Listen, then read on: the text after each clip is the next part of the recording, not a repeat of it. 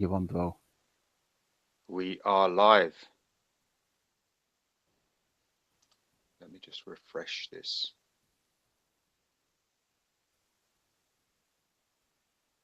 And skip that ad. There we go. That's better. The gathering. So it's the gathering with myself and Shining. And hopefully Element will be joining us in about half an hour. So today's topics are the MGTOW persona, the masks people adopt, very similar, how image obsession can be self-destructive, a week in review. So any videos you've seen, I don't really watch that many videos at the moment, but I'm sure we can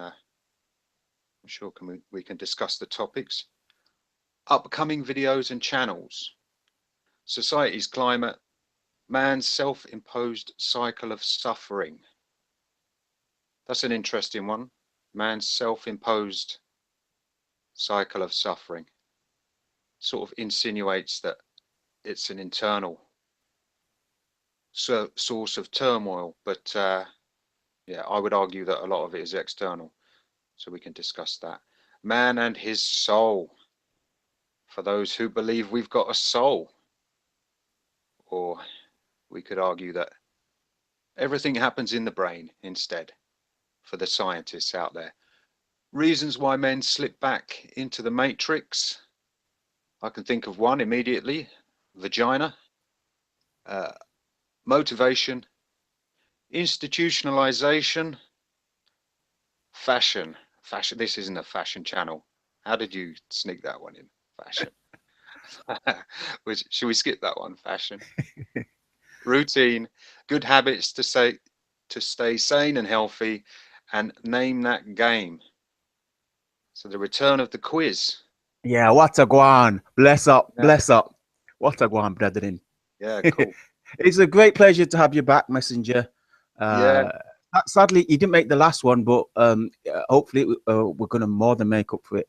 In I know. today's podcast, Joe cut his travcast short because he had the football game to watch. He's going to watch his favorite team lose to the Miami Dolphins, I think it is. Then he'll have to drown his sorrows. So Yeah, hopefully, Johnny Savo's using ribs and coffee, yeah. home brewed coffee. But yeah, a lot of interesting topics there. The first ones I think you brought up. So what have you got down there on your notes? I'm dying to hear. Oh, notes. Well, I sort of got lost in my notes. So I don't know. I was just thinking about this MGTOW persona because, as you know, I was sort of heavily influenced by law, Patrick Henry. Oh, And one life of the after women. things, yeah, one of the things he said was MGTOW is a transitory group. And I always remembered that. And I thought, yeah, you've got to remember that this is something that's going to shape who you are. It's something that's going to drastically change the direction your life is going. It's going to change all of your values and pretty much rewire your persona, your identity, and it's going to be a changing point in your life. Mm. But there is an unhealthy aspect to this MGTOW persona where I sort of see people becoming attached to it. I am MGTOW, you know, this is who I am now. And you think it's part of who you are because your identity is built up from birth. Half of it is experiences and memories, and a lot of it is genetic. You're sort of socialized to be a way, and you're genetically predisposed to be a certain way. Yes, you find MGTOW, and it does create this self-preservation mentality where you steer clear of danger. If if you've got the ability to visualize the consequences of your actions, and that's something else I wanted to discuss because there's answers there for the younger MGTOW men. Um, just in brief, younger people are less able to visualize the consequences of their actions, which is why they take more risks. It's just to do with the development of the frontal cortex. So it is biological. It's something that young men can't do. There may be exceptions, obviously, but the ability to visualize is controlled by the same part of the brain that recalls memories. So it deals with and imagining the future. So if you can imagine, like the way we imagine the past and the way we try and recall the past, we do the same in reverse when we try and plan ahead. We use the same part of the brain. Younger people aren't as able to do that. So they will take risks because they're not able to comprehend the consequences of those risks. It's not until they get the crystallized intelligence, it's not until they get those experiences to look back on and feel again that they are more able to plan ahead and 100% imagine the consequences. So this persona, I mean, I am MGTOW. What does it mean? So many people say it, and you get these comments on videos saying I am MGTOW and long live MGTOW, and you think it's just an acronym, and it's just a very small part of who you are, a very important part of who you are, but you can't make it yourself. And I think a lot of people are, they're buying too much into it. And as more and more people adopt it, it means that the meaning seems to be dissipating more and more. The more people drag their own idealism and their own personality Exactly. into it, especially reading the comments, watching the new channels come up. It just doesn't mean what the original MGTOW guys Exactly. So if meant. there's 10 original MGTOW videos out there, 9,999 MGTOW videos saying MGTOW is walking through the middle of town on a Saturday afternoon with your trousers around your ankles. A lot, 9,999 men will be going, I'm MGTOW, look at me, because they got the wrong message, and you think, what the fuck is this? What is this? I know it's exaggerated, but a lot of people now, I mean, we keep repeating this, and I didn't really want to sort of go back over old ground, but there's too much PUA shit. There's too much PUA shit, and that's because the younger men are unable to draw on the experiences of their past. They can't recall the memories that we can. So therefore, they can't foresee the consequences of those actions. And that's the problem we've got in MGTOW.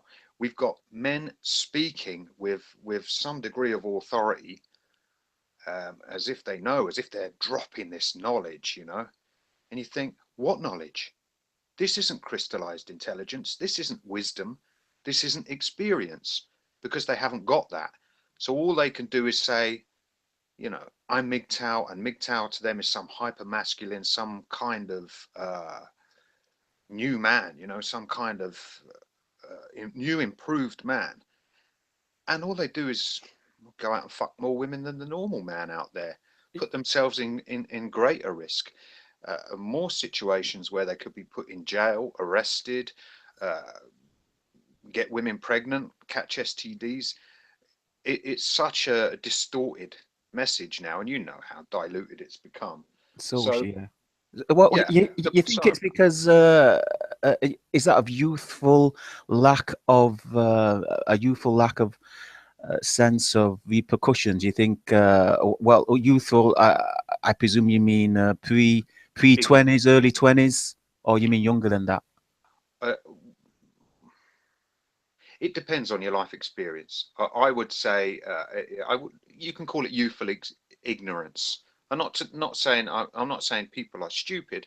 People are just oblivious to some things, and even if you try and explain it, there are those who won't comprehend it, and there are those also, MRAs, who speak with authority on subjects they really do not know anything about.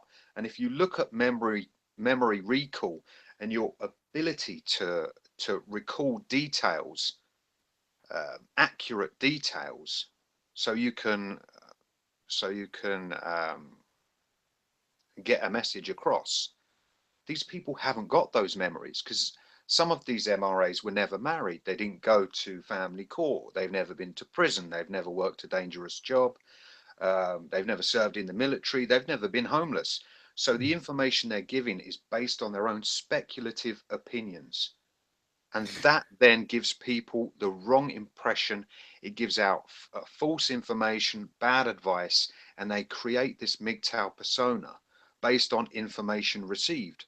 But you've got to question the source of the information. Mm. It's difficult. I mean, I am MGTOW. What does it mean? Everybody's MGTOW in their own different way. Yeah. Are there a million different MGTOWs? Yeah, I mean, women can be MGTOWs. Effeminate men can be MGTOWs. oh, Donald Trump is MGTOW. mm, Everyone's MGTOW. Yes, I yeah, think. What kind of persona is going on? I mean, the old MGTOW aside, I mean, Sandman's now talking about MGTOW 3.0 and all those guys talking about MGTOW 3.0. What is the MGTOW persona? These MA says that the very notion of trying to rise above your base nature is simply incomprehensible for so many. yeah, yeah, exactly that. I always said if you were going to break it down into one phrase that encapsulates what MGTOW is about, it's self-preservation, and you just limit your risks. We talk about the dangers all the time, so therefore the object of the philosophy should be to avoid those dangers and not be in the same position as these blue pill men we talk about. If you act the same way as them, or even more so, you will experience the same things they do. So therefore, you're a hypocrite for saying these are the dangers, but I'm still going to partake in those activities because somehow I'm immune because I identify as MGTOW. I've got the mask on. That's my persona. That it's pointless, but it doesn't affect me.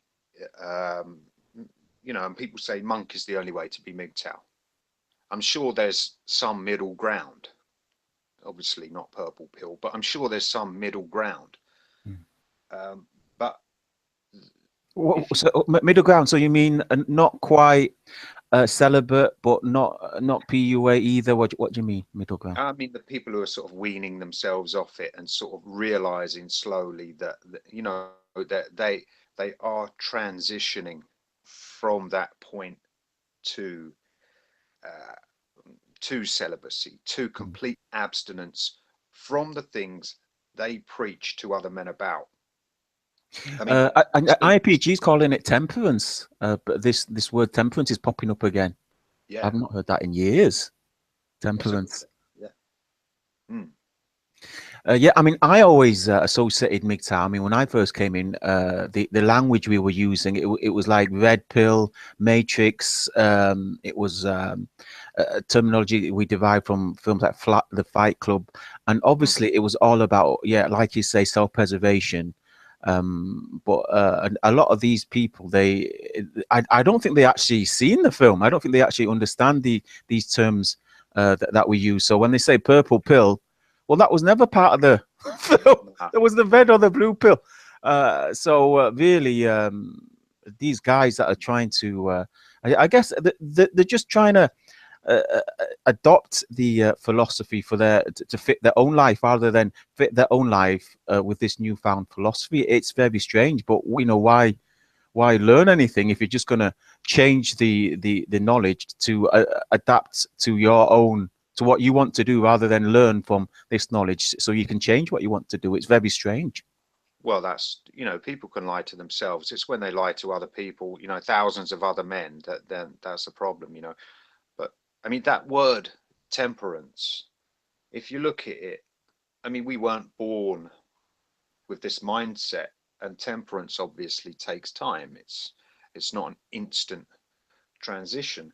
So, I mean, people have to be going in that direction.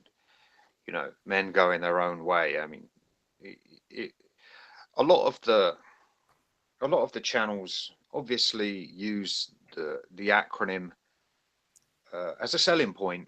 You know, they're there for donations and money, and they've obviously got to the point where they rely on those donations and that money, so much so that this daily content they're churning out is forced. You know, they haven't got anything to say, but they have to say Artificial. something. Yeah. Yeah. And well, I'm going to say this, and it's MGTOW related, and I'm going to put my own spin on it. Inorganic. Fine, fine. People need so many red pills or whatever. I mean, the only problem I've got is if people are asking for donations for giving their own opinions. I mean, why the fuck should anybody pay to listen to someone's opinion? There's enough opinions out there. If you're giving something of value, like MGTOW money, for instance, those who are interested in financial things, he's actually giving advice that you can take, and it improves your life, and it there's something of value there. He's dropping real knowledge. He can act upon his knowledge. He can act Yeah, upon his yeah. information. You can implement it, and if you understand it, and go away and do your own research as well, and that it will improve your life. But the people who are just giving opinions, speculative opinions, not based on experience, wisdom, memories they've recollected from the past, you know, anything that is has substance, you know, they're just saying, well, I think this.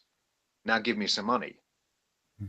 Uh, it's not really adding to that pool of knowledge. It's sort of you know, just taking a shit in the punch bowl, really. That's you know, Um, that's the problem. And then people adopt the identity. They say I'm MGTOW, and you're looking, you think, pick any one of the million different MGTOWs there are out there now.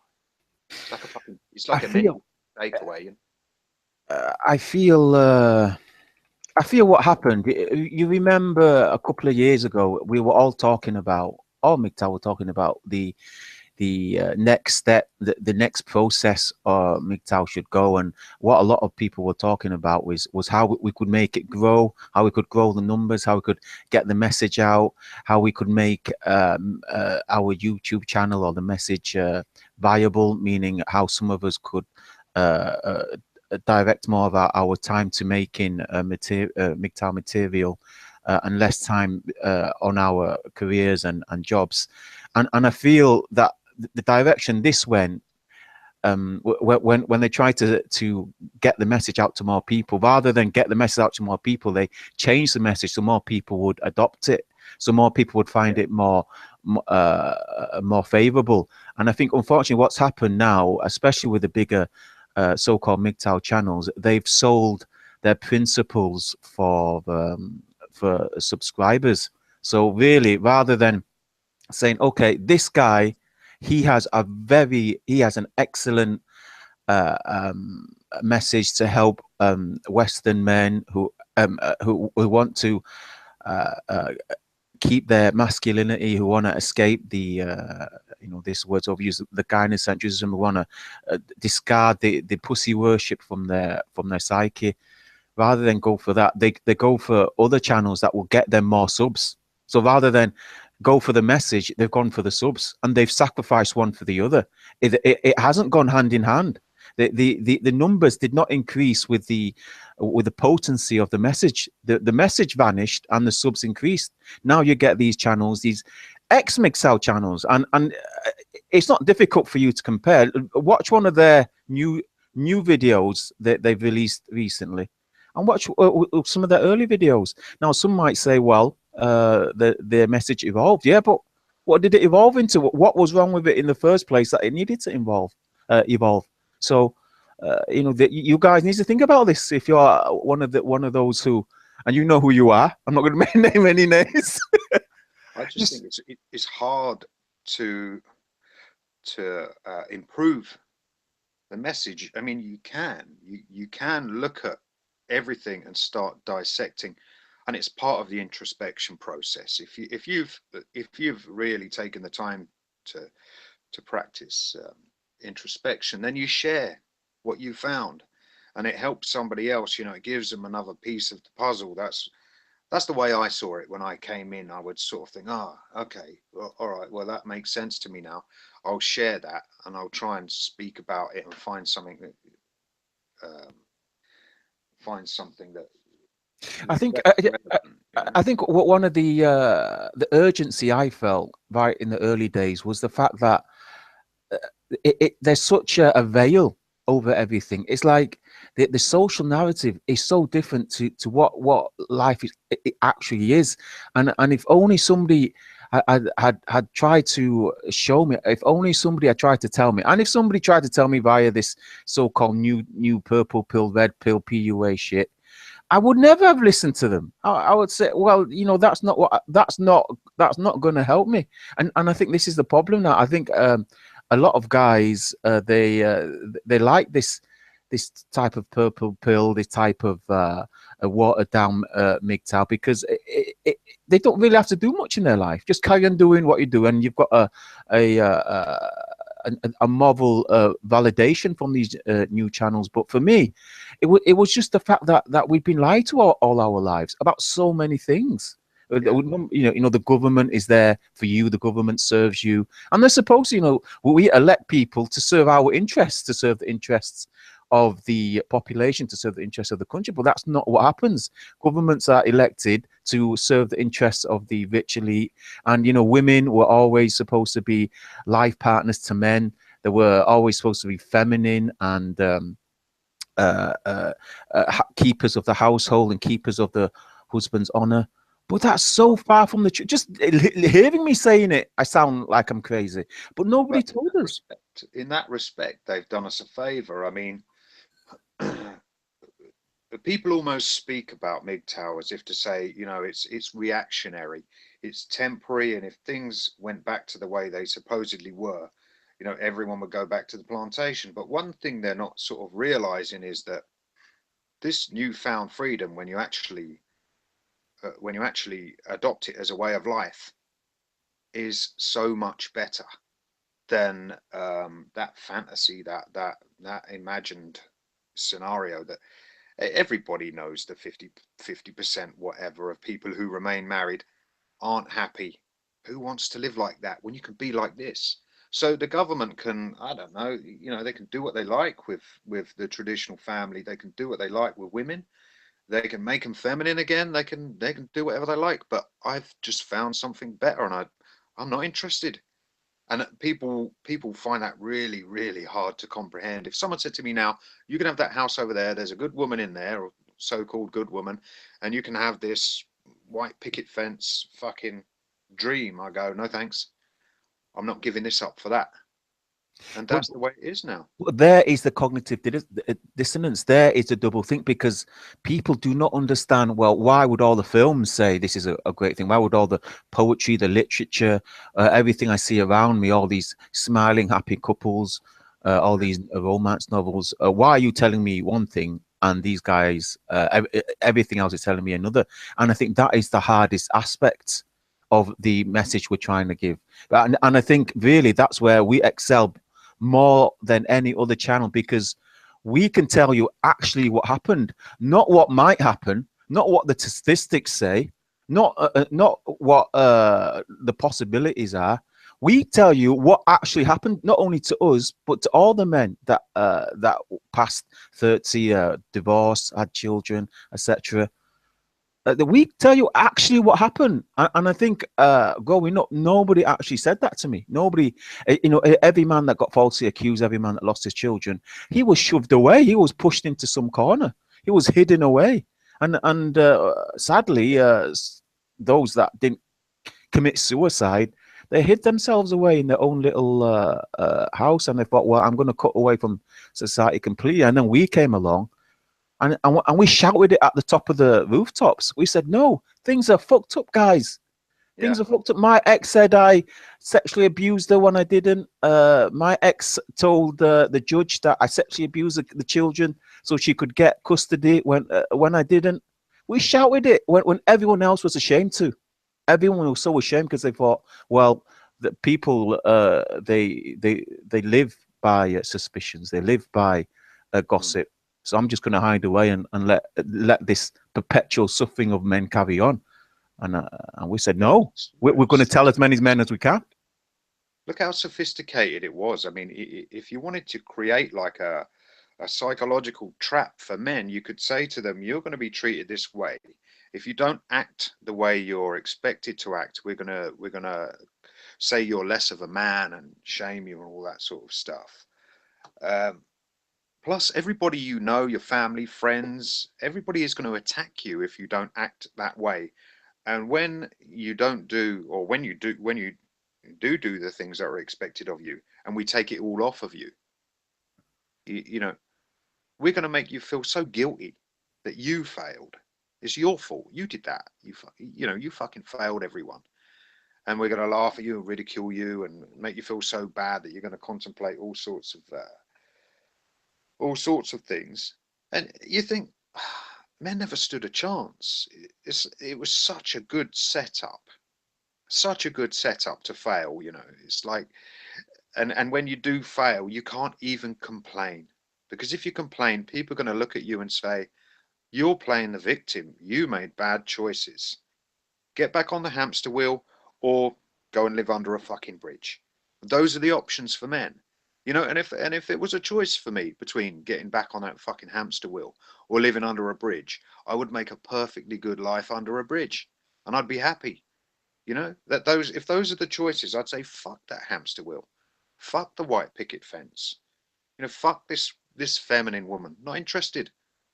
So why is there this MGTOW persona? I mean, this persona that, I can still bang bitches if I want. Sandman famously said that he's an 8. That you're a butch, you're a butch macho man.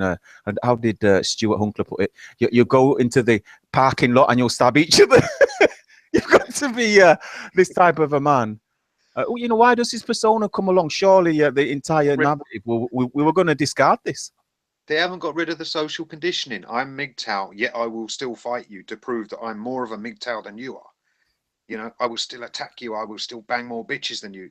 Stop swinging your fucking dick around. Go and be a MGTOW in a fucking cave on the side of a mountain. That's more of a MGTOW than these dick swinging fucking never apes that appear and start telling. Oh, who was that prick, Victor Knight? He said to me, oh, you just can't get bitches anymore. And I said to him, is that how you measure yourself as a man? Your ability to get bitches? I said, I measure myself as a man by my ability to say no to women. I can say no, you can't. You haven't overcome the addiction. You haven't overcome that social conditioning that makes you validate yourself as a man by the amount of bitches you can bang. And by doing that, you're going against all the warnings you're giving to men. Because you haven't been there. You can't recall, the consequences of those actions. So it's retarded. That's what it is. It's retarded. I'm going to tell you all the bad things that happen, and then I'm going to go and do them myself and hope, because I'm such a fucking alpha male, that somehow I can stare the false rape accusation out of a woman. Do you remember that one? That's PUA rhetoric. And they call us gay because we're not into that. They call us gay because, and it's not because we're not into that. It's because we're able to resist it, or at least some of us are. At least some of us are. Married men are bored of sex. I had dinner with a friend of mine today. He's married. He loves that way of life. He understands me because he's lost a couple of houses as well. So he says to me, I know. He says, but I found my soulmate and all of that. And he says, oh, it's not about sex. We don't even have sex anymore. Married men just give up on sex. It's not even about banging bitches. We know that this is sport fucking. We know that sex is for reproduction. And these men are just saying, look at me, I'm out banging chicks, I'm doing a pump and dump. And you think, what happened to Nikola Tesla? What happened to being the best man you can possibly be? What happened to showing the world how men created civilizations, how we build and maintain everything that everybody uses, how we create and invent? What happened to that? We just walk around with our dicks out, fucking everything that moves. That's the message they're giving. And that's the message. I don't want to talk about feminism, but that's the way they tarred men with the same brush. Mm. You just want to fuck women. You just want to rape women. You're just a walking hard on, and that's what we're seeing. You know, the true MGTOWs, the true men who went their own way, walked away from all of that. We walk away from women. We walk away from the feminine. We don't need attachment. We don't need an attachment figure. We don't need something to feel like it loves us. And in return, we don't need to love anything. Love, what a big word that is. What a load of bullshit it is as well. What a fucking Disney fucking bullshit fairy tale that is. It doesn't exist, but men still chase after it. They just want those hugs and that. It's just oxytocin. That's all it is. It's We don't strange, need isn't it? I mean, even the fantasy. I mean, these guys, they know the fantasy of romance is much more idealistic than the reality of romance. One guy made this comment. I'll never forget. Months ago, this guy put this comment on my video, and he said that his wife had had just screamed at him for like a solid 2 hours for the past 14 days, and he hated her guts. He couldn't stand her, and she was going to suck his dick that night, even though he hated her guts. And I thought that sums up marriage perfectly. You absolutely hate each other, but you have sex like once a month or something, and it's the strangest thing. And I think that puts you off. That nothing kills your libido more than that. I think that Yeah. really kills it. The mechanical married sex every Wednesday night in the missionary position. Mm. It's like, I mean, long-term relationships. That's only going to end. That's only going to end one way. Once it fizzles out, you just become sort of attached to each other, and you constantly wish you weren't. You just wish you could be somewhere else, doing something else with someone else. It, we just live longer nowadays. We live so much longer than the duration of a relationship can last. And that's all it is. If you have kids with someone, you're not going to stay with them for 60, 70 years. That's the exception. Mm. And that's not the 50%. That's not the 50% they talk about. I mean, I don't know what the percentage is, but it's got to be less than 10 of people who actually are life partners. And they probably can't fucking stand each other. When one of them dies, the other one says, "Thank fuck for that. I can watch what I want on TV now. I've got the bed to myself." There must be an element of relief. Your point of what happened to the innovators and the legends like Nikola Tesla. What happened to the Isaac Newtons? I think he was one. All these legends, all these men that built society, that advanced technology, that progressed knowledge and wisdom, that built cities and bridges, new modes of transport, etc. What happened to all these men? I find it strange how the MGTOW, the big MGTOW channels will use this as a pro male, pro masculine narrative, and then at the same time they'll tell you to go and pump and dump. They'll tell you to go and subscribe to these pseudo intellectuals, these pseudo life coaches that give you some of the shittiest advice to basically go keep doing what you were doing before, but do more of it, and they'll put it in a frame. Do you know what it requires? And it's specific to the individual. I wouldn't say it's a male trait. Not at all. If it was a male trait and every man was a born leader, there wouldn't be any troops. There wouldn't be any men to make up the numbers. But there are certain individuals who are able to devote their life to something so much so that they excel. And we talk about having hobbies and finding meaning and purpose. And I remember listening to TFM once, and he said, "Oh, me and Sandman agree that having a hobby is just a hobby. If you take up martial arts, if you do whatever, it's just a hobby." And I thought, what the fuck are you talking about, man? If you take up martial arts, it's just a hobby. Mm. Tell that to Kanazawa. Tell that to fucking Bruce Lee. Tell that to these men. Jackie Chan. Yeah, they Jet are Li. the embodiment of it. Tell that to these men who devoted their lives to something so much so that it became who they were, and it gave their lives meaning. It brought everything to them: wealth, fame, or, whether you want it or not. They became the embodiment of that thing. You can't call things hobbies. They're only hobbies if you treat them as hobbies. Mm. And this is where men are falling flat. Oh, I'm going to find meaning. All right. Well, if you want to find meaning, you have to give meaning to that thing. You have to pour your fucking heart and soul into it until it becomes you and you become it. And then you can say, I'm excelling. I'm making a difference. I'm not just a fucking tourist in and out. Yeah, I did a bit of that. That's bullshit. That's Exactly. not.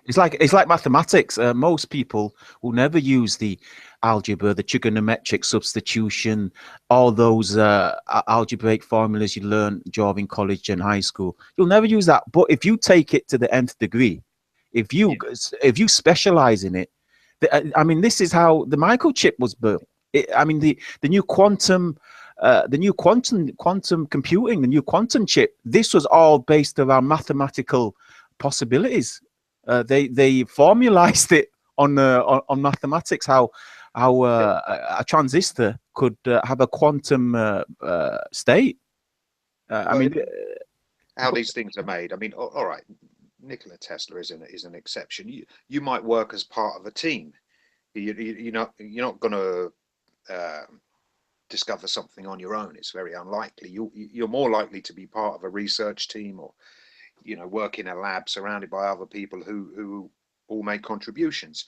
But you can still make that your life. You can still wake up in the morning and say, I'm making a difference. This is worthwhile. This is something. Instead of waking up in the morning like Lester Burnham and jacking off in the shower just because your wife won't give you a fucking blowy anymore. exactly. I mean, let's see how far you can take your field of study. Let's see how far you can take your Yeah. hobby.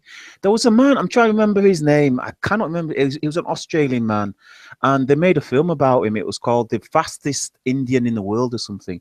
It was basically a man. His hobby was motorbikes, and he broke the fastest land speed record for a homemade motorbike. And all he did, he's a tinker in his garage, and he was like 70 years old. Check it Yeah. out. He was 70 years old, and this man, all he wanted to do was see how far he could take his hobby, and that's what it's about. When you're no longer spending your heart and soul and spirit into a heartbreaking venture like women and sex. Yeah. Let's see how far you can take your other passions. MGTOW is a shift in attitude. If you haven't successfully shifted your mindset from the pursuit of women, attachment, sex, all of this, shallow, meaningless gratification, if you haven't shifted your mindset away from that socially conditioned role for men, then you're not going your own way. You're going the same route as everyone else. You need to shift and say, my life is going to be about something else. When I die, people are going to remember me for this. They're going to say, he did this, he achieved this, he never got married, whatever. Everybody thought he was queer. Of course they're going to say all these things, but fuck what people think. And You fuck know, say. it That's reminds. why these men are out pumping and dumping, because they're scared of their friends calling them queer. I'm not fucking queer. I'm a MGTOW. I'm more man than you. I'll show you who can fucking pump and dump. And then they've been suckered back into the plantation. It's too easy. It reminds me of. I mean, the topic we're talking about. It reminds me of that names that author, that children's author. I mean, he's remembered amongst British literature. Roald Dahl, that's it. Who can forget Roald Dahl? He was an old man when he started writing, and all he did was he used to write children's books. It doesn't have to be anything technical or of extreme. It's just how far, how high can you take the excellence of your field? Whatever you do, be the best at it. This is what we said in the beginning. Whatever you are, whoever you are, be the best you can be. Whatever that might be, no matter how insignificant society or norms say it is. take it to the nth degree, take it to whatever excellence it can be. You know, that man, you guys need to check it out. It's actually quite a boring film, but I loved it. It's called the World's Fastest Indian. And it's a true story, you know, about an Australian man. He took his homemade bike, which he machined all the parts himself, took it over to Salt Lake City in, I think it's in Utah, in the USA. There you go, guys. We mentioned USA.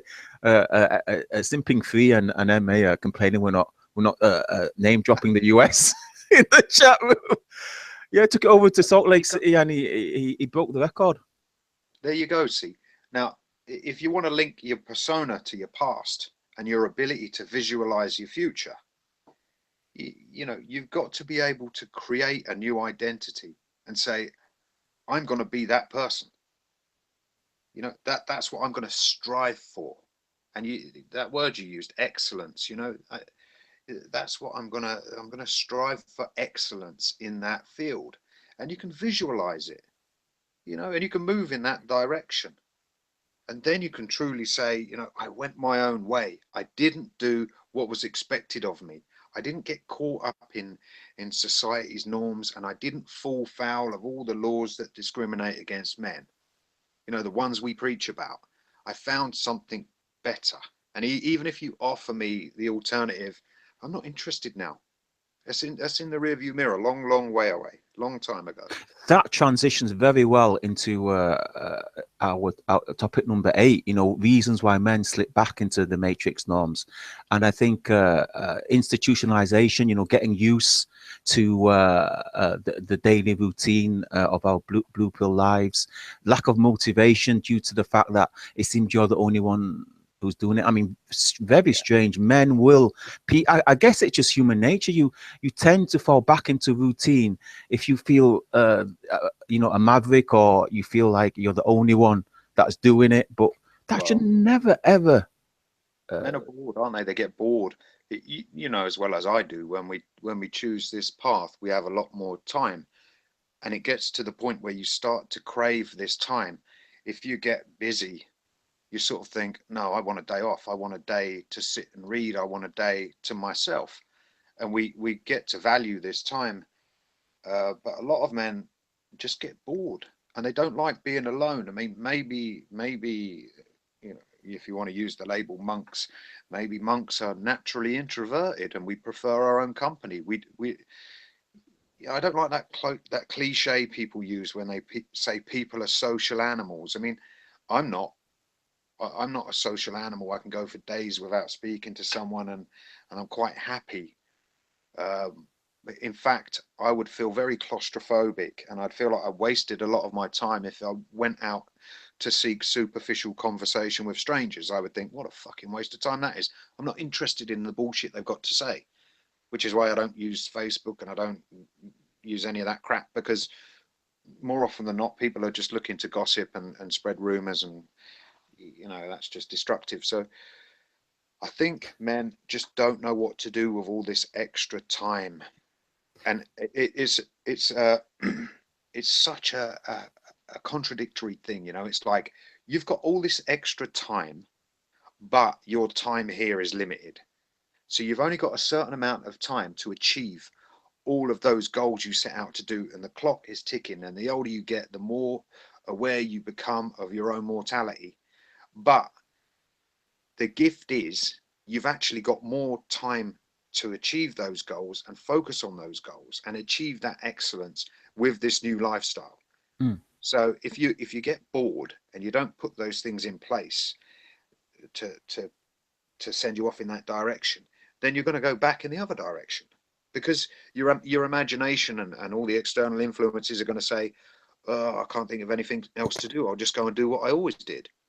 Those are your options. You know, if you don't create new options, you'll just go back to the old ones and everything that's expected of you, and you do the backslide, and maybe they just like pussy more than they love themselves. Well, I mean, that transitions quite well into the question or the topic of adopting good habits. You know, adopting good habits, staying sane, staying healthy. I mean, I would suggest, I know you guys have heard me say this many times before, I would suggest you have good company. I mean, if you're spending time watching a 40-year-old virgin romance comedies, 40-year virgin is a guy. It's about it's a film about a guy that's completely humiliated because he's a virgin at the age of 40, and then they all try and goad him into having sex. I mean, that's about as blue pill as it comes. But I'm just using it as a point. Is you need to surround yourself with well-intentioned, well-versed, well-read, intelligent, altruistic men. You need to surround yourself with some proper masculine men, breaking away, who have similar mindset of trying to break away from pussy worship. And I think that has to be your first step. You have to surround yourself with good company, whether that's online, whether that's choosing who you go play football with, or go have coffee with, have lunch with. You need to have good company, because who is it? Where does that saying come from? The devil makes work for idle hands. Devil makes work for idle minds as well. I mean, if you're sitting on your ass thinking, "Oh, what shall I do? I'll go watch some porn, or I'll go uh, uh, troll the dating websites, or go call up my ex, or I'll go to the bar, or I'll go see what's happening at the nightclub. Call up my old, and then next thing you know, you're calling up your old friends, doing your old routine again. You have to get into different habits, good habits, habits that are gonna progress you forward. There was an episode of Seinfeld. Yeah, you must have watched this. It had George Costanza. He's like the proper geek of the series, and he says his life was going so terrible, so badly. He's in his midlife crisis. He says, my life is so bad that from now on, from today, everything I used to do, I'm going to do the opposite. And that's what he did. So that's what he started doing. So whereas before he used to go one way, he'd go the other. Whereas before he'd say one thing, he'd say the other. Whereas what before he'd back away from situation, he'd stand up to it. I think you need to start thinking like that. You need to start thinking of, well, I'm going to do everything the opposite of what I used to do, because it didn't work back then. And you guys know it didn't work. And you keep falling back into this perpetual self-imposed cycle of suffering, I call it. And if you're doing everything the same, then obviously your situation's going to be the same, isn't it? But there's one thing I've noticed as well. I mean, men are sort of socialized to compete against each other. I don't know whether some of it's probably inherent or whatever for the purposes of breeding, whatever. A lot of it's testosterone, that sort of stuff. But if you become aware of when someone challenges you, and whether you know the amygdala kicks in and you think, fuck, I'm stronger than him, I'm bigger than him, I'm a better man than him, I'm all of a sudden you're playing the game. You're being fooled, you're being tricked into being this stupid fucker, that ends up fighting and stabbing other men in car parks and trying to bang more bitches. Stop competing with other men. When you adopt that mindset, where you've got to pit yourself and you've got to see yourself as better than them, instead of improving yourself and making yourself a better man. It's all that external, focusing on the external. People say, oh, I've got to be this, I've got to be better than him, bigger than him, richer than him, I've got to have a better car than him, a bigger house than him. No, you've got to be better than the you were yesterday, in whichever way you think you want to improve. Not the way other people expect you to improve. You don't have to have more money, you don't have to have a bigger house, you don't have to have a better car. But if those are the things you want, then you go after those things. And it's not because you're competing with the dickhead over the road, who puffs his chest out. It's not. We've got to stop falling into that trap. There's too much dick swinging in MGTOW, and it's counterproductive. It's like that what's his name, Victor Knight. I always swore Victor Knight was Nico Chosky coming back. I really did, because he just speaks the same. Like, I fuck more women than you, and you're probably gay, and you can't get a woman anymore. And I think, really, I wouldn't know, because I don't try. I've just got better things to do. Can you understand that concept? And I'm not going to buy into this measuring up mindset where it's like I'm more MGTOW than you. No, this is my MGTOW. This is self-preservation. I've learnt my lessons. I've heeded all the warnings, and now I'm going in a different direction. And that's the mask I wear, but it's not who I am. Who I am now is going to be a result of the transition I made by listening to MGTOW videos and finding the philosophy. It will make me a different person. It won't make me a MGTOW. I'm not going to say to everyone I'm a MGTOW, because that's you sort of label yourself, and I think it's limiting to who you are. You're stuck in a place. I see these men stuck in a place, and they feel like they have to be a certain way to qualify. I think no, you know, it doesn't make sense.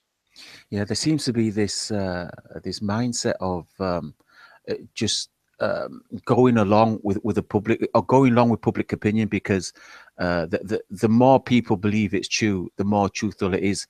And I think and I think men need to have some type of a inner focal point. What you just said reminds me of a story I once heard when I was very young.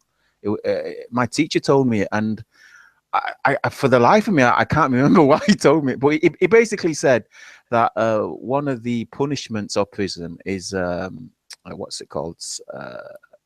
What was it called when they seclude the guy from all the other?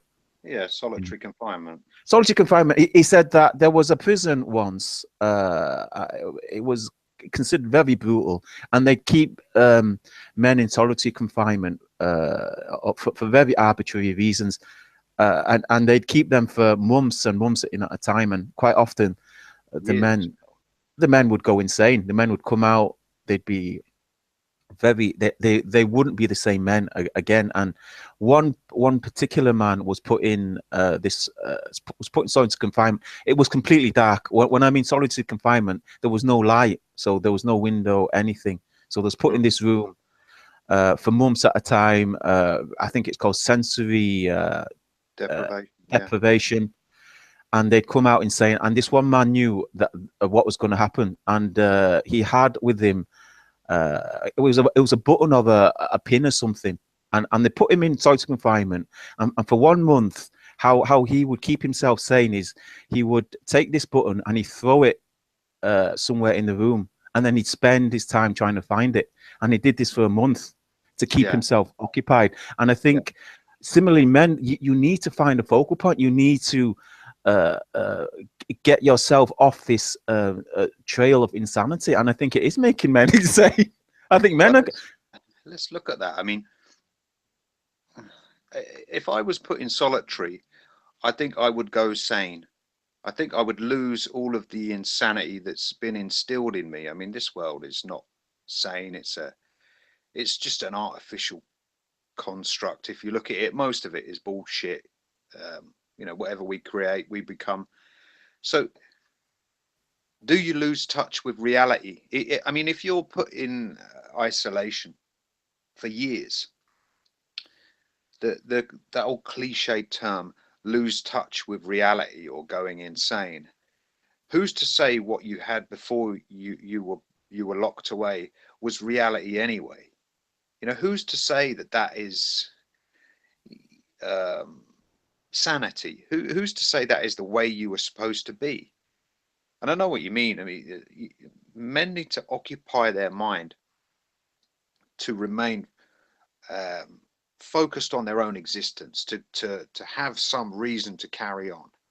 You know, that there was a documentary I watched about a guy who was kidnapped, and he was held in a box for 6 months, and they just piped in this fucking music trying to drive him mad, and they shot him a couple of times and sent pictures to his wife trying to get this ransom.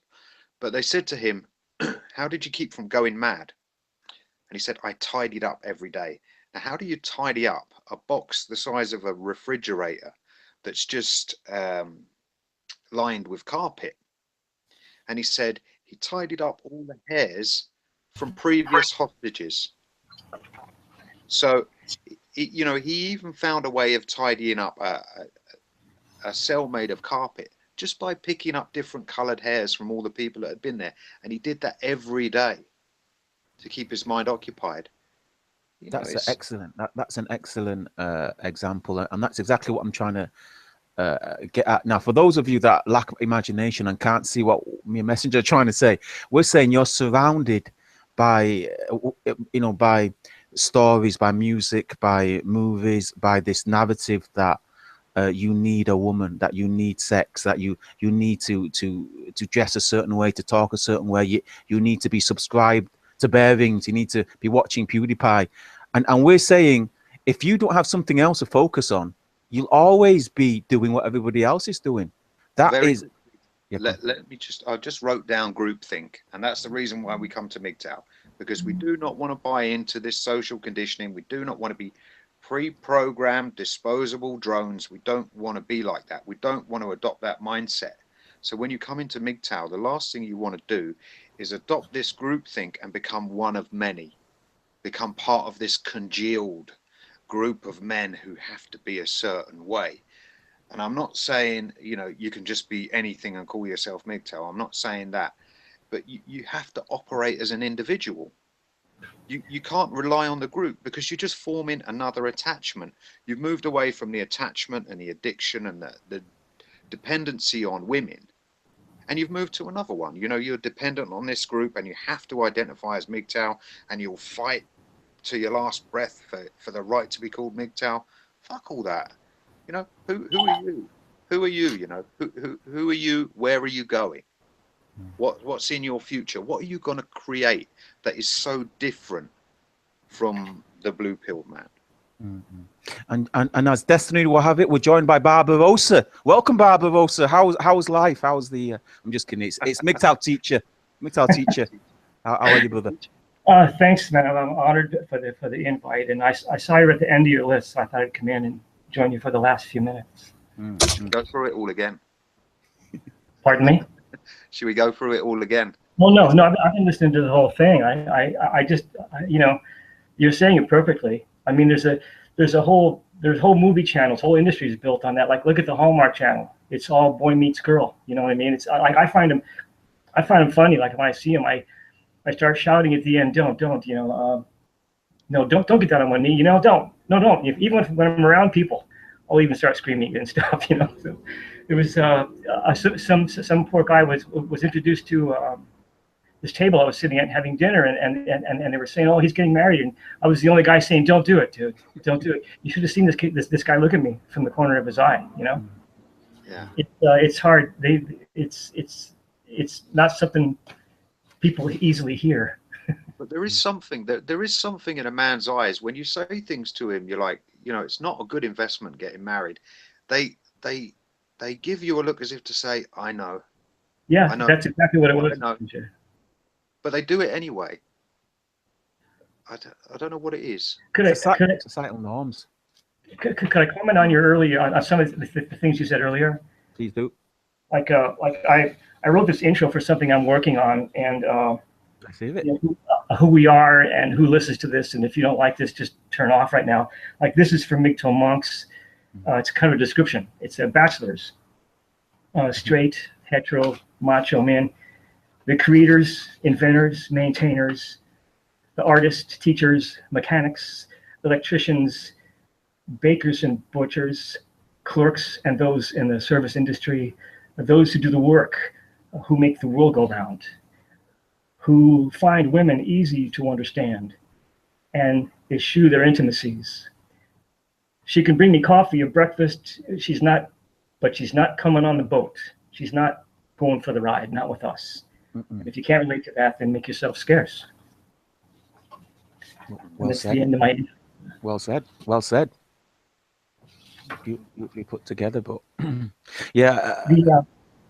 What do you make of? There's a question for teacher. You know, because we all look up to you because you're older and more worldly wise. So what's your opinion on the obsession within MGTOW on women, the fixation with the subject? I know it has to be spoken about, but there seems to be some people that are stuck there, trying to figure out why they're like that, how their minds work, and you know, once we figure them out, we just sort of say, yeah, okay, we won't deal with that. But What do you make of the men that seem to be obsessed with it? Yeah, I think you know, they're ruled by their libidos, and also I think when I first came in, some of the words I didn't understand, like a godocracy, a gynocentric, misinjury, Briefold's law, and what's the other, hypergamy. These words need to be repeated. The guys who are coming in haven't mastered that vocabulary, and that's the way through the door, getting into those words. That's what confused me so much when I first came in, and that's what bothers me about these guys that want to move on and go into bigger and better things. Like my metaphor recently was the blues. It's the blues pattern. It's a very important pattern in music, and you get Miles Davis out of the blues and John Coltrane out of the blues. You can expand that, but you need to come back to the basics in MGTOW of gynocentrism, misinjury. I mean, there's a big warning there. You're very slow. And look. I was married. This woman had her hooks into me, but she wasn't able to boat me. I got lucky. I got out early. Okay, and that kind of the message of the ancient mariner. And look, Shining, it's okay to make old jokes with me now. It's perfectly okay, guys. And I'm not smart at all. I feel like one of the stupidest guys you can imagine. So I couldn't have gotten this when I was young. In fact, you can go ahead and start the old jokes now. Like, you know, if you see me in the chat, you can say, hey, I wish MP3 had lived to hear this. That's perfectly okay with me. But it's like the vocabulary and the basics need to be repeated. That's why I like about that's why I like you guys so much. That's why I like the monks so much. Let's go even deeper then, because I've always said I don't buy into that. I think that's a speculative opinion of the men who've never experienced true female nature, the real depravity of female nature, the reason why we're here, the reason why men kill themselves. Hypergamy scratches the surface, and it merely indicates that a woman may be looking to extract your resources. She may sleep with you just because you've got a nice car, you know, all of that sort of shit. That doesn't even begin to explain the reason why women will destroy everything, even if it means damaging their own lives and damaging the emotional and physical well-being of their own children. Now, what's the word for that? Because when I said women are evil and everybody went, oh, that's too strong, we're going to be seen as misogynists, I thought, have none of you ever fucking seen this in your lives? Because I have. You know, I've seen a man commit suicide, and I've seen a woman laugh about it. And where's the joke in that? You know, that's not about the extraction of resources. That's not about hypergamy. That's not about Briefold's law and access to vagina. That's about, if I can't have what I want from him, I'm going to destroy him. And if he dies, so be it. And when he does, so what? Now, that is female nature. And when I go up against men like Spetsnaz and Thinking Ape and all the so-called men who speak with authority, I've been there, man. I know what women can be like. And that's what men need to understand. They can start with Briefold's law and hypergamy. They can start with the remedial lessons. But if they want the advanced classes, they need to come to the men who've been there, the men who've seen it, and the men who can testify. And that is MGTOW for me. That's where self-preservation comes in. You can fucking die if you entertain women. If you go pumping and dumping, you could end up in a pine box. That's the lesson. That's right. They don't realize what a vulnerable situation they're putting themselves into. Yeah, you've been there. You lived in your camper van, did you, for a while? That's correct. I mean, you don't have to speak about it if you don't want to. But what were the circumstances that led up to that? Well, I just got completely financially drained, and I've actually felt lucky to have a camper van because I had a place to sleep. Yeah. And I continued to work and worked my way out of it, but I was absolutely financially ruined, financially and emotionally ruined from divorce. Absolutely ruined. But it happened early in my marriage rather than later. You know, after 5 or 10 years, now that's when she boats you. That's when she's got her hooks into you, and you're done, really. I mean, all married men know in their heart of hearts they fear divorce because they know women have all the power in that situation.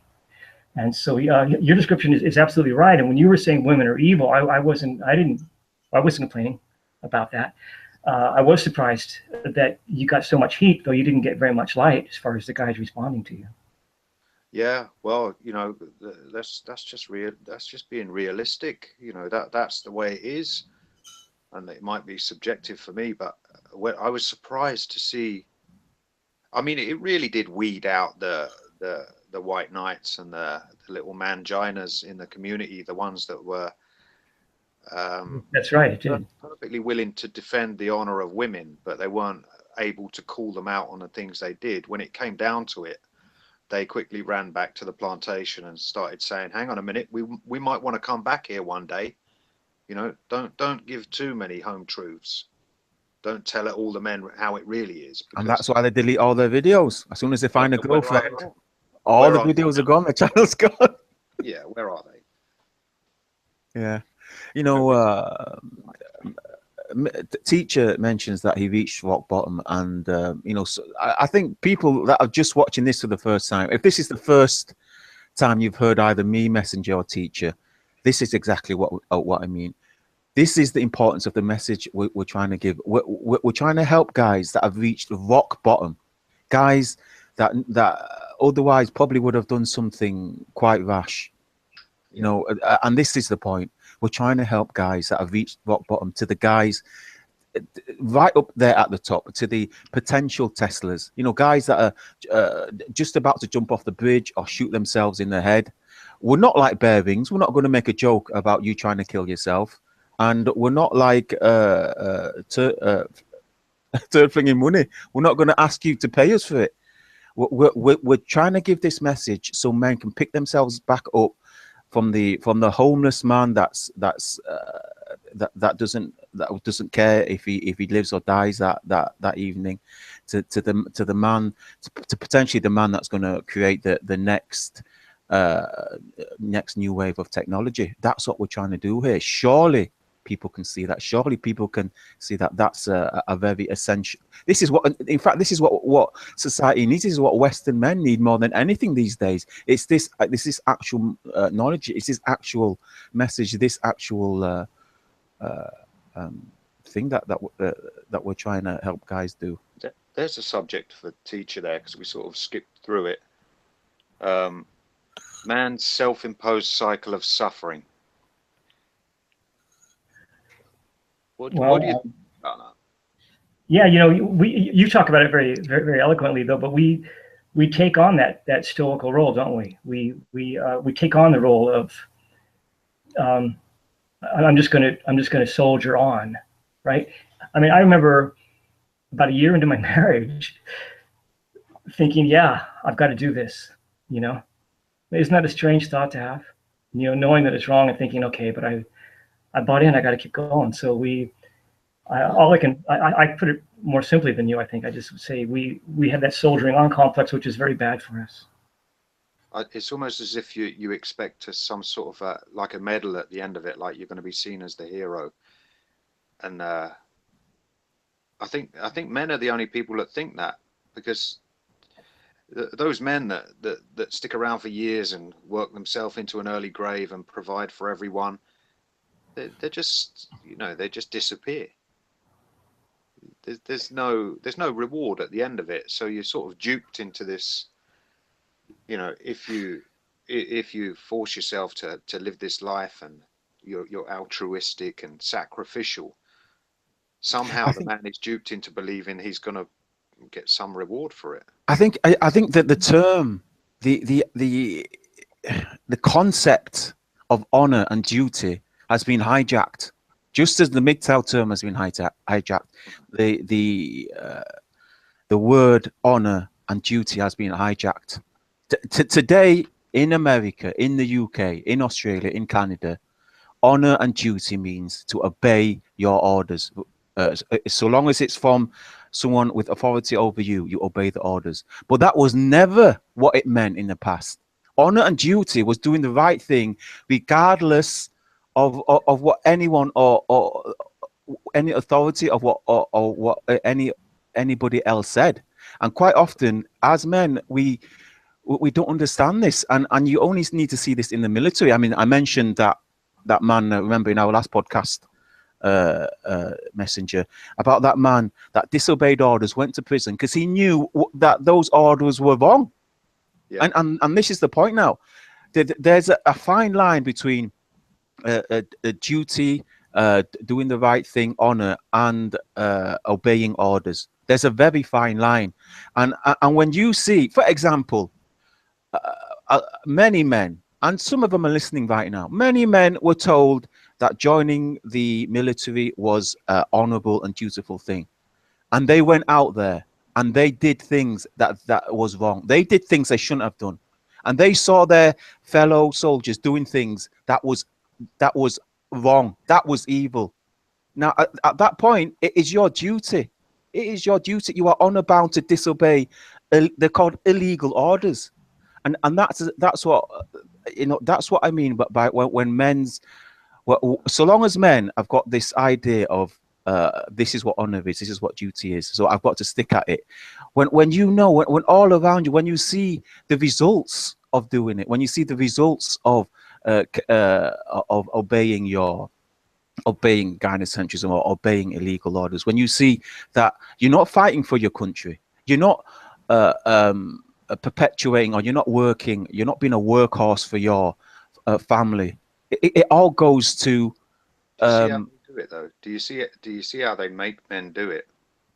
You know, following orders. If you want to talk about you know why people hurt each other and the banality of evil, if you want to talk about Eichmann and you know how people can commit atrocities, you know, Adolf Eichmann was, when he was brought to trial, you know, when they asked him why he killed so many people and found all these ways to kill as many people as efficiently as he possibly could, he just said, I was just following orders. And that's how it can go so wrong.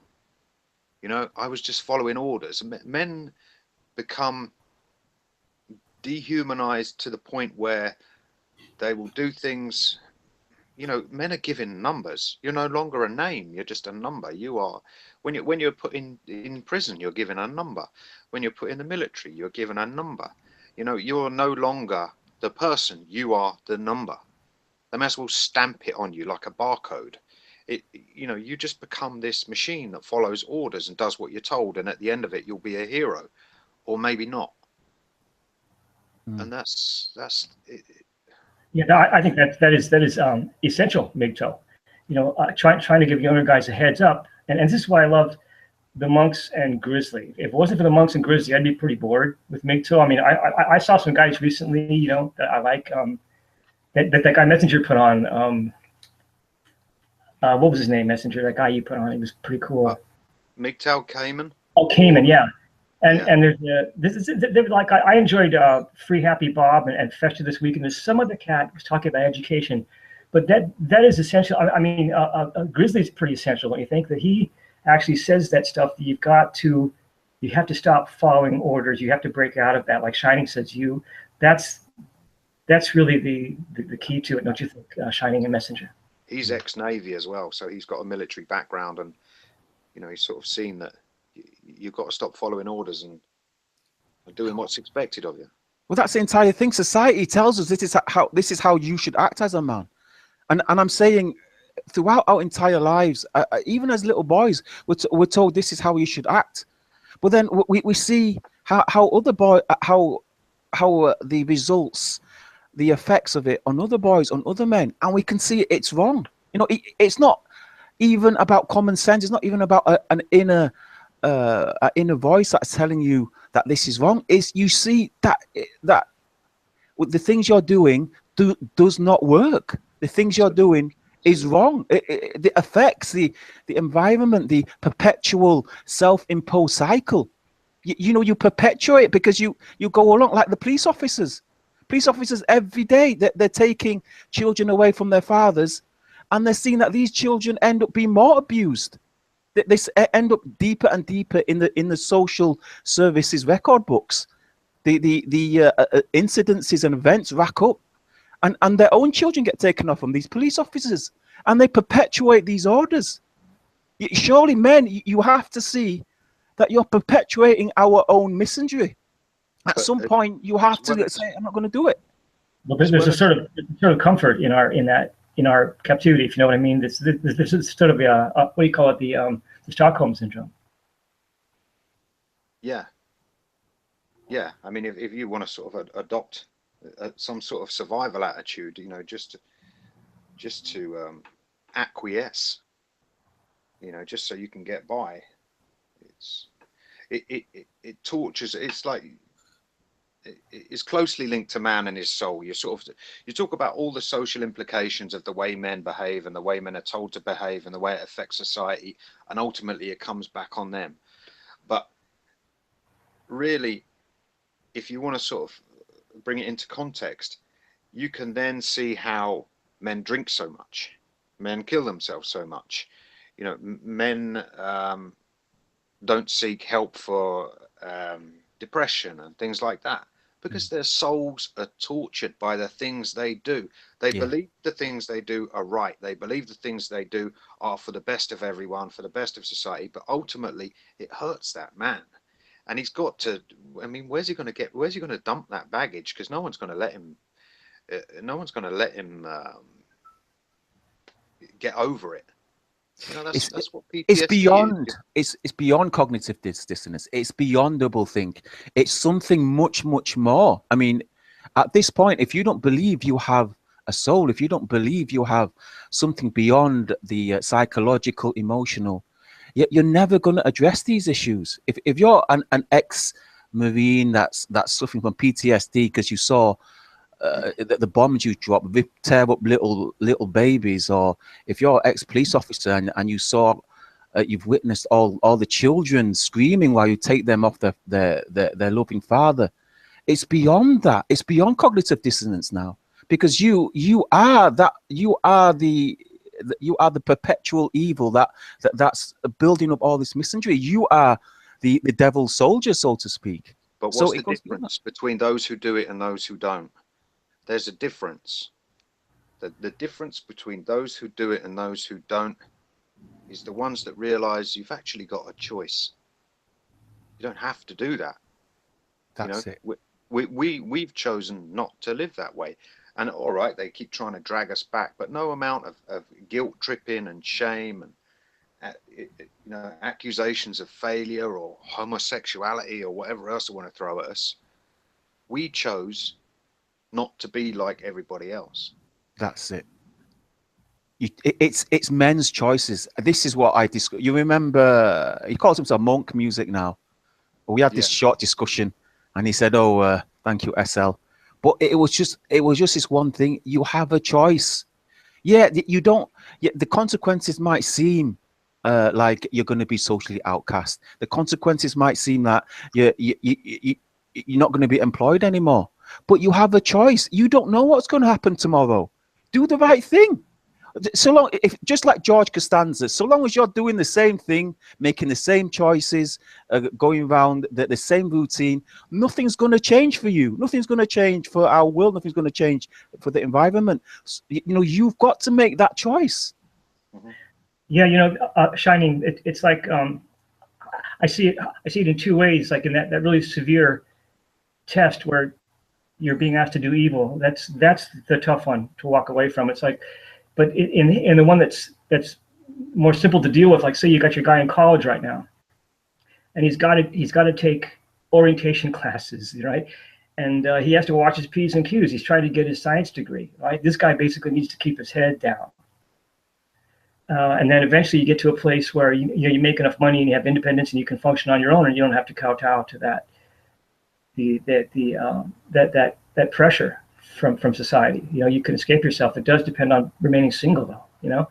The other thing, and Traversible has talked about this too, about soldiering, and I haven't been a soldier. I haven't had to do that. That's a real test, isn't it? When you're in a very strict organization and someone asks you to do something, that's where the rubber meets the road. That's the more difficult test. That one really puzzles me. Whenever you're faced with difficult choices, guys, remember my last podcast. I know it was based around sexual deviancy, but I had some. I would make the same point now as I did then. Choose the lesser of two evils. I mean, it's all there. You guys have heard it all before. All the knowledge. This is not new knowledge we dispense. You know, choose whenever you've got a difficult decision. Choose the lesser of the two evils.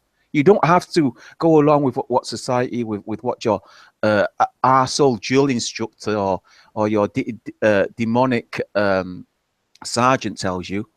Choose the lesser of two evils. I mean, we've got the choice now.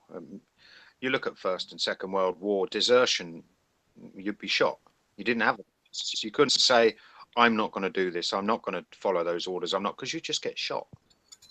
You know, men were forced at gunpoint, you know, to do things against their own will.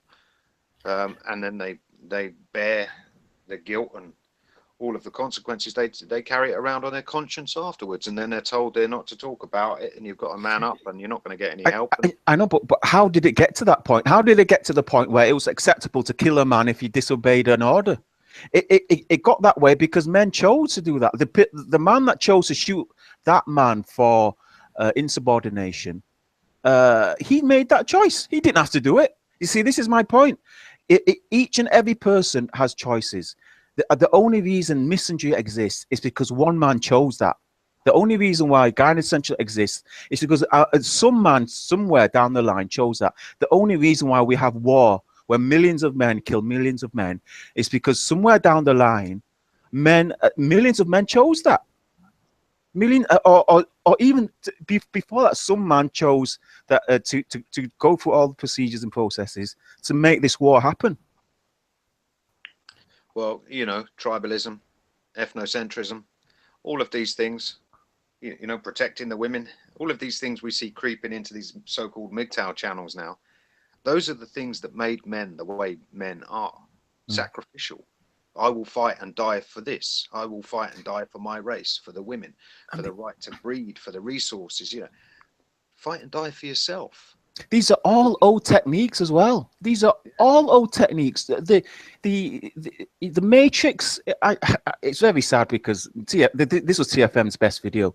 The Matrix of tribalism. This is the one of the cornerstones of the Matrix. To get to believe that one tribe is superior to the other tribe. That this tribe can own the other tribe, dehumanize the other tribe. You know, you fight for your women. You know, nothing manipulates a man more than, you know, we used to call it powered by orgasm.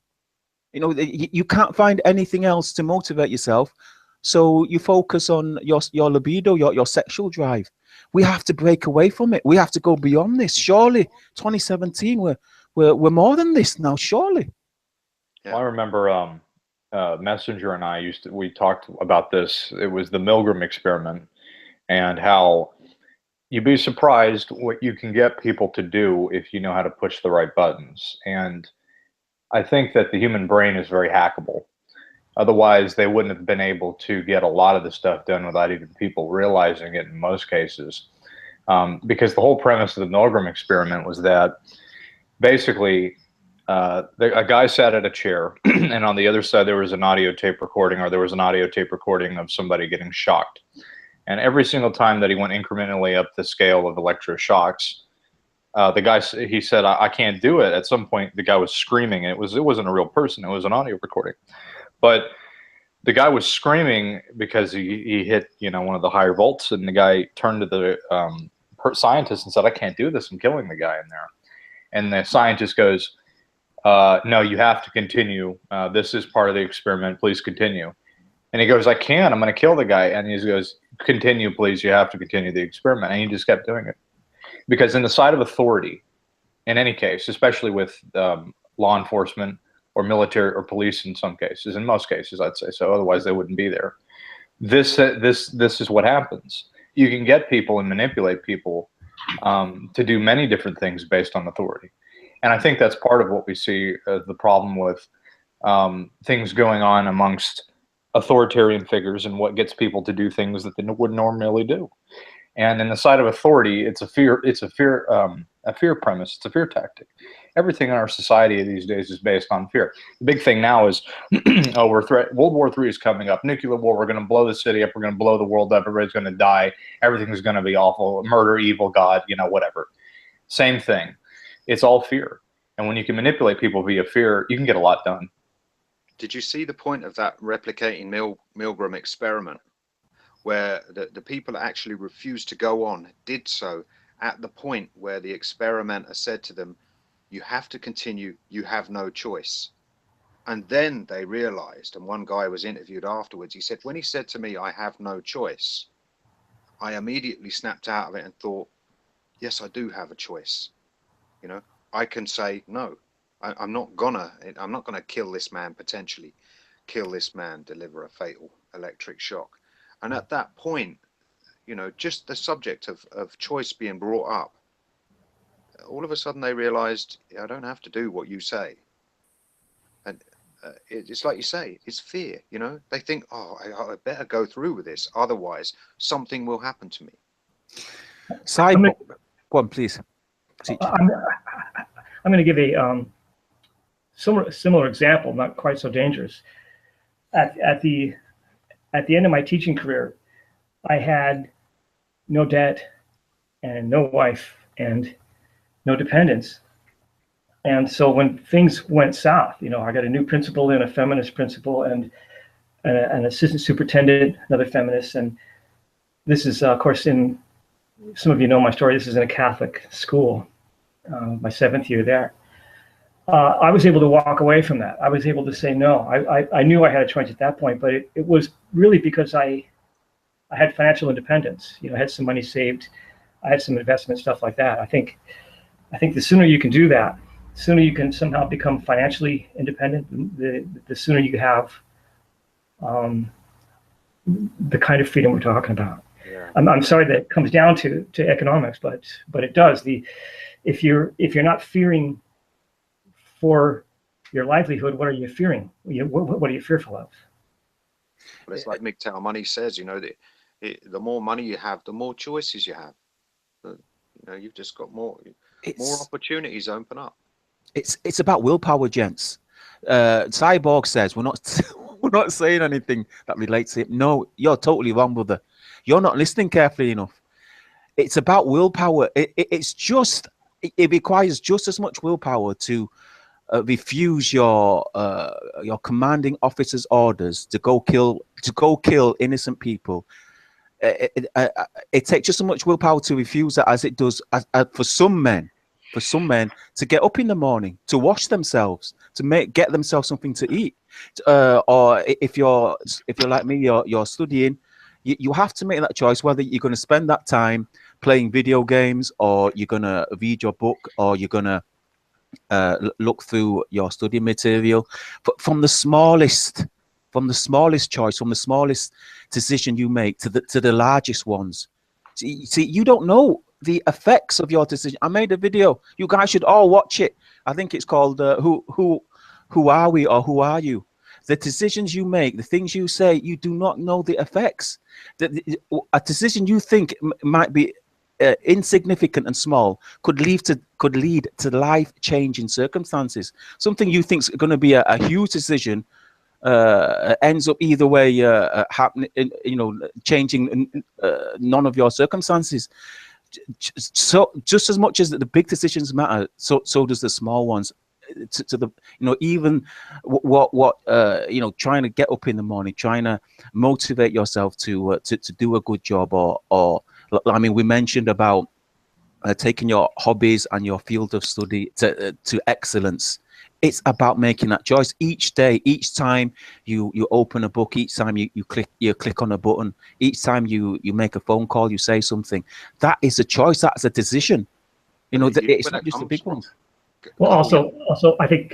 Go ahead, Messenger. Sorry. I was just going to say very quickly. Carl Jung summed that up. He said, "The things you imagine become reality." So, if you imagine a bridge is built. This is how things are, how they begin. So everything you think about is a potential reality. So even the way we think, we have to change the way we think, because the way we think you know, affects the way we speak, and the way we speak affects the way we act, and ultimately things happen.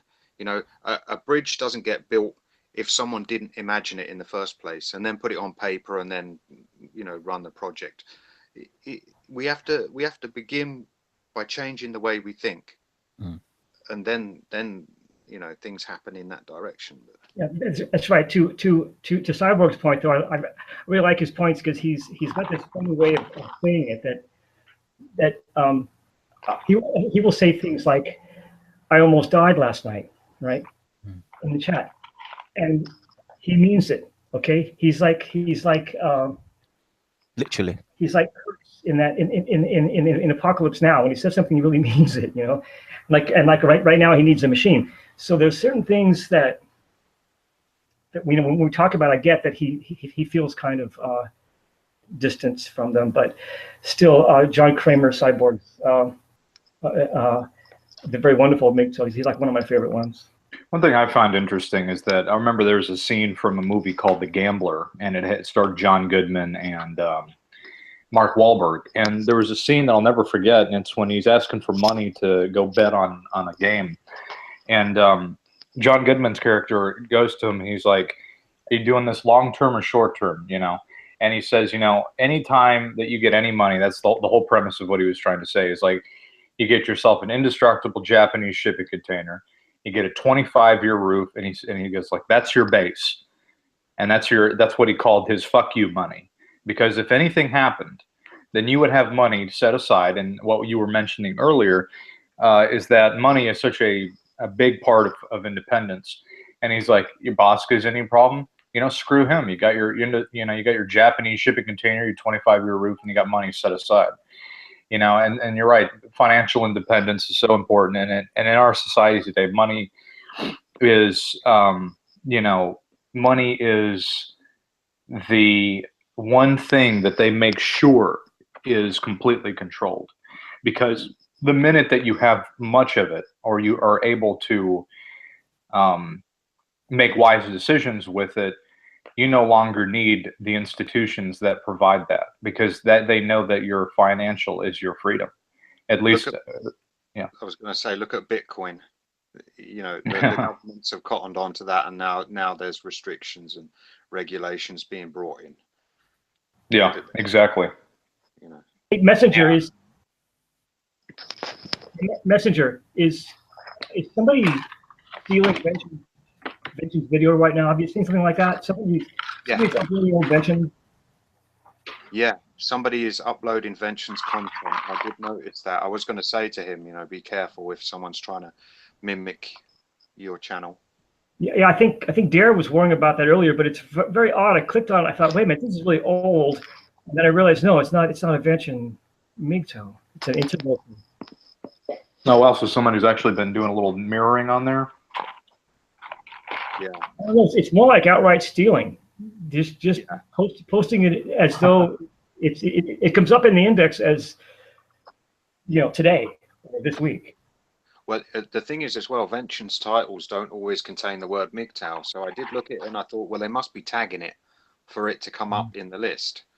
So I don't know how that's happening, but it's been more than one. It's not like a random. I know what you mean. It's been but that guy, that Vengeance Cat, has apparently made a bundle on Bitcoin, even though it's, the way I see it, it's too late. It's kind of a bubble now, but he did make a bundle on that. He paid off some of his mortgage and the whole deal. Yeah. I mean, that's kind of with anything, I think, is that in the beginning you have to jump on it, you know, because the longer something sits, the longer it has time to metastasize, you know. So yeah, especially with money, because of course the money is, like I was saying earlier, it's the biggest form of independence that people can have. And yeah, with money you have to jump on that quick, or they're going to come and get it. And I think he really was able to make a little bit of money off of that, and good for him, you know. But I think the Bitcoin thing is, I wouldn't trust anything when it comes down to money that people say that is away from the eyes of authority, you know, because they got everything covered on that. But that's a side note. Well, that moves us nicely to the topics we skipped. I mean, What videos, what channels would you guys recommend? Are you watching any channels, any videos worth mentioning?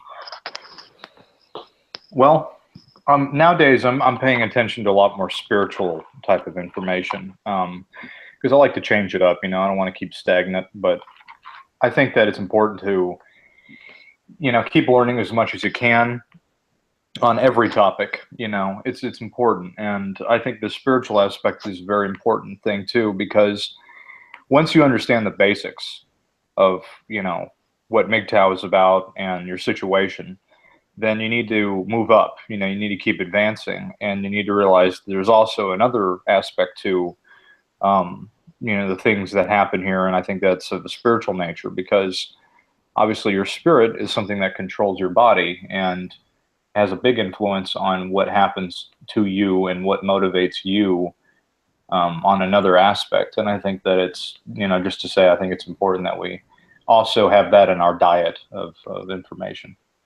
I enjoyed Free Happy Bob this week. He's new, so you never know, you know. But I liked Free Happy Bob, and there's some cat called Fester, and I turned him on. He had kind of a long one. I just listened to the whole thing. I didn't turn it off. It was okay.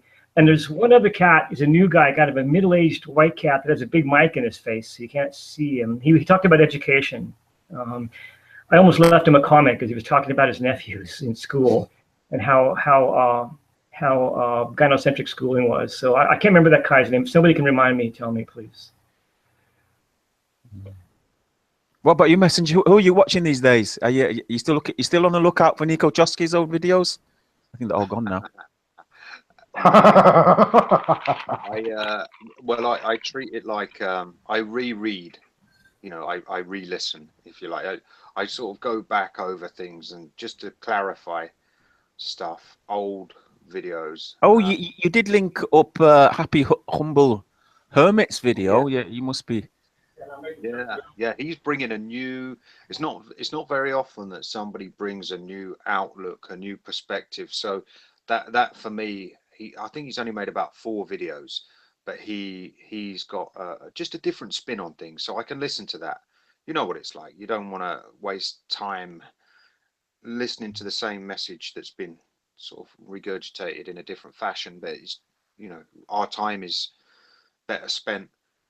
I'll listen to something I can you can it's like sort of tacit knowledge we've got now. You know, we can look at things and say bullshit, money motivated crap, PUA shit. Oh, that looks a bit different, and we can just sort of get a feel and say that looks like something worth clicking on or listening to.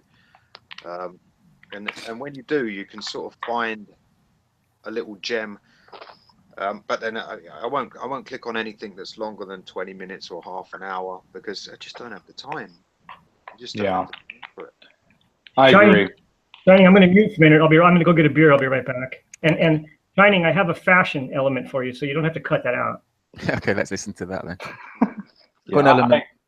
I agree. I just can't say. I go through so much studying of various different things, you know, and you know, I like researching about spiritual things, not the new age garbage. I'm talking about some real stuff, you know, gnosis stuff. And I have so many videos that I have to keep track of that, you know, to sit there for 20 minutes. I mean, if I'm like, you know, at the gym or if I'm doing something outside, yeah, pardon me, then yeah, maybe I'll plug it in. But you're right there. I don't agree. I mean, I don't have time to sit there for like an hour and listen to somebody go over something the same time. My life's short. You know, I don't have time to sit there and waste it, you know, but yeah, I do go over things to keep fresh and new on, you know, things and not forget them. But I think it's important that we always learn new things, because that's the whole point. You know, if you're moving, it's like if you go to school and you get a bachelor's in something, you don't go back and go get another bachelor's in the same thing. I think we have a PhD in this stuff of MGTOW now, so. Yeah, as Shining tells me all the time, you know, if you want to watch something, if you want to fill your mind with information, then you need to go to more sort of intellectual stuff, more relevant stuff. You know, we've got the basics down. So if you want to learn about human biology, go to a university YouTube channel. You've got lectures there. You've got hours and hours of lectures Mm-hmm. from people who know what they're talking about. It's not speculative, you know. And so much of the information that was imparted from MGTOW, for me, if it's not personal experience, then I sort of tend to drift off and think, where's this coming from? You know, where's, you know, all right, you're talking about biology or science. Everybody's a scientist. Where's your citations? Where's your references? Why am I wasting 20 minutes, half an hour of my time listening to this so-called evidence or information that isn't backed up with any credible citations or references? You know, the way I'm taught now is that if you want to be seen as a credible scientist, you better provide some citations and references. Otherwise, you're just making unsubstantiated claims or giving opinions. And I don't want to listen to people's opinions anymore, because I've heard enough people try and convince me that things aren't the way they are, when clearly I can recall things being like that. You know, it's speculation and conjecture, really, and empty, baseless opinions. I don't have time for it. That was always the thing about the internet, though. I mean, that was always that was always the taboo about the internet, that anyone could just say anything. You know, any anonymous person could just write about anything, and I think YouTube personifies that completely. Some guy. Skeptics. Let's piss the skeptics off. You know, they've got this. You know, they pull the ace out and they say, because science, and that's it. What fucking science? They don't know about science. They talk right out their ass. They know how to. They know how to make their little, like, when you feel like a bottle full of water and you spin it, it looks like a tornado. That's their science. It's funny because they presume we don't know about science. They presume we never took science. I mean, we're all from the West. We all went to similar levels of college, similar levels of university. We all had to take science. I personally did very well in my science. I took modular science. I took chemistry, human biology, physics. I did very well on my science. In fact, my teacher said I should be a scientist. Nobody wants to acknowledge crystallized intelligence. Nobody wants to acknowledge wisdom. Nobody wants to acknowledge anecdotal evidence from someone who's actually telling you what they saw, how it is. Everybody says, give me proof. And you think, I am the fucking proof. You know, that's it. Here's the testimony. You know, that's what qualitative evidence is all about. People gather transcripts and news reports and testimonies and photographs, and they piece together a more nuanced version of the actual events. And they say, now I've got some clues. Now I can actually put myself in that place, and it's more real, and you can feel it. You know, all of this. YouTube has become mainstream. I know guys don't like to hear me say this, but it has. I mean, back in the old days, ITV, NBC, CNN, Fox News, it wasn't about facts. It was about who said it. If Arnold Schwarzenegger said it, it was true. If some professor or some scholar said it, if he was ugly or had a big beard, that was the important thing, not what he was saying. And YouTube is exactly that. It's about, well, who is saying it. Do I like him? If I like him, then I'll believe it. If he looks old or silly or stupid, I'm not going to believe it. And the thing is, just going to say, there's got to be an element of critical thinking in there. We can't stifle critical thinking. People have to be able to make their own minds up and take in all the information that's available. When people say, I'm right because science, and that's it, end of conversation, you know, there's no intellect there. There's nothing. Yeah, and the people don't want to do the work. You know, it takes work to study this stuff, you know, and people want immediate answers, and they want them to be correct all the time, and they think that, you know. Yeah, exactly. And one thing I mentioned on, I think it was Traversable's Hangout a while back, I mentioned that one thing that they're doing that causes people, I think, to become real stupid these days is that they're rewriting language. if you think about it, most people use like you know, emojicon faces and catchphrases and LOL and this kind of thing.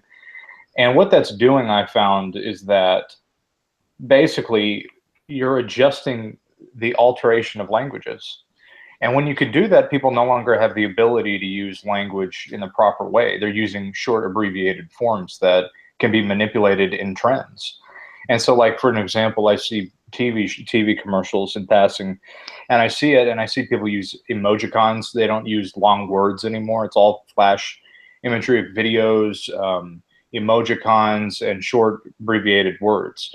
Well, when you do that, you're now altering the ability for people to understand what language means anymore. And so now people are following that if they do. You know, I'm not saying that if you say LOL, you're an idiot. I'm just saying that for the younger generations, it seems that this is the case.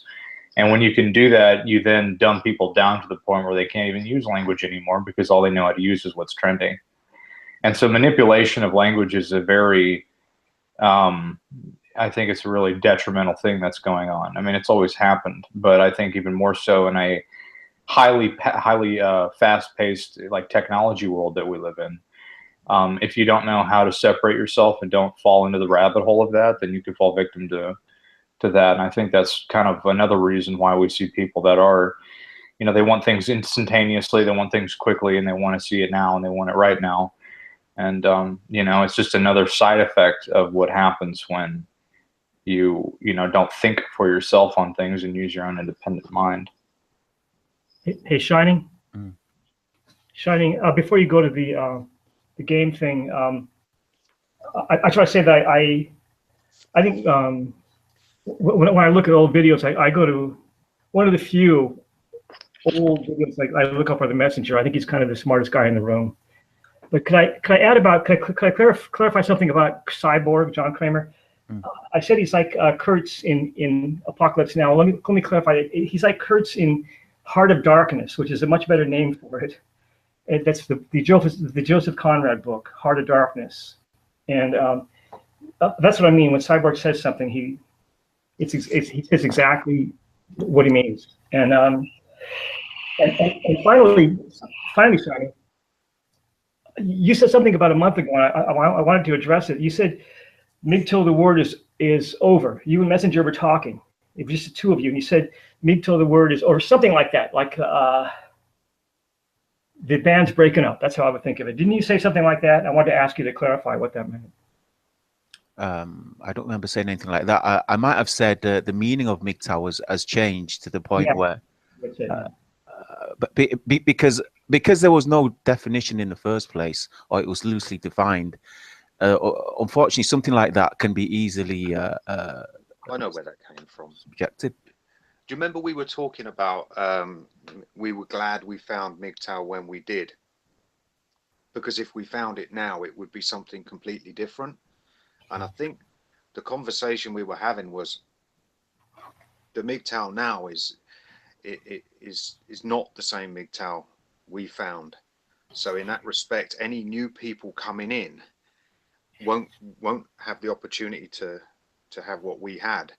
And you can remember it was different back then. It was almost like, I can remember when I found MGTOW, obviously I found law, and it was just like one voice out of nowhere speaking to me, and I thought, well, nobody's ever spoken to me like this before. And then I found another voice and another voice, and it was like all these hands grabbing me and saying, move away from that place. You know, this is the way you need to live your life. And then we would help each other, and we would collaborate, and we would promote each other's channels, and we would get behind certain projects together. And now that's gone. Now it's like me. You know, I want more subs. I want some donations. I want money. I know more than you do. You need to shut up. I can pump and dump more chicks than you. And you think, no, come on. We were getting somewhere with this. And how did we end up in this place? And I think the old MGTOW at some point took a wrong turn. And it's not what it used to be. I might be, you know, it might sound like an old man who's sort of become disconnected and feels out of place with this MGTOW as it is, but I'm glad I found MGTOW when I did. No, I think that's very true. If you click on MGTOW and you do the index, you get all kind of like scrub and brush and useless stuff coming up on in the search. Yeah, you really have to fish through it to get some meat, you know. I agree. You know, you're not alone in that, Messenger, because I think the wrong turn was that some people in certain areas shouldn't have been let in to say what they needed to say, what it was. I think that, you know, I think some people, you know, they just were not, I don't know, for lack of a better word, they weren't mature enough, and they were let in. Yeah, they were let in, and MGTOW 101. There you go. That guy came in with no knowledge, promoted his channel heavily, got so many subs, pushed himself to the top of the ratings, and then just tried to push a PUA message, and also AM. What the well, what the fuck is he? And you know, they just spammed the whole feed. yeah. Yeah, and it just turned to shit. For me, I just looked and I thought, oh, I am so glad I'm not one of these newcomers now who comes in and, you know, has to become a patron. And if I can put it in just one line, if I can just put it in one example, a couple of guys, it's happening more and more often. One guy put a comment in one of my videos. He said to me, you should check out MGTOW because your content is very similar. And that's what I mean. If you put yourself out as a MGTOW now, the majority of people, their understanding of MGTOW is very, very different to how we interpret it or how we began the study of MGTOW. I mean, everything we mentioned at the beginning of this podcast, how MGTOW was born out of the pain, the suffering, suicide, parental alienation, false imprisonment, false allegation, you know, the complete misandry, and the men in MGTOW, how we would pick, as I said, we would pick men up right from the bottom because we were there. We know exactly where you men came from. And then to try and put them in a place where they were doing better than before, you know, where the best Western professional psychologists, social services, doctors could not do. That's what MGTOW was born out of, not from anti-feminist wrecked videos, MGTOW University 101, PUA. It's, you know, it's now everything. It's now tribalism, racial supremacy, genocide. We're talking about everything that we moved away from, and it's now coming to this. It's now all come under MGTOW. If you search MGTOW now, you know what are you going to find if you search it now? And not only on YouTube, everywhere. I think another side effect of what this has caused is that people have kind of gone into seclusion. You know, I think I've noticed this too, is that people are starting to kind of form their own subgroups because just for the preservation of the knowledge that we have originally started with. And because of that, there's been a great divide amongst the community, I think. And it's for self-preservation, I believe, at least the people who know what has become of the result of this garbage. And Greg brings up an excellent point. It takes a man to save a man. I mean, what happened to masculinity? Nobody knows. I said this 4 years ago. No one knows what masculinity means. Not only, you know, not only has the MGTOW term been sabotaged and hijacked, the term masculinity, nobody knows what it means, and we're returning meaning to it. The original MGTOW men returned meaning to masculinity, something that society, media couldn't do. They couldn't do it. A BBC documentary couldn't do it. Reggie Yates couldn't do it. We were talking about things Western man never even thought were things. You know, we were addressing issues that no other area, no other organization or sector or industry or business were talking about. But then, you know, these guys come along, and it's now it's no MGTOW's all about immigration. No, MGTOW's all about anti-feminism.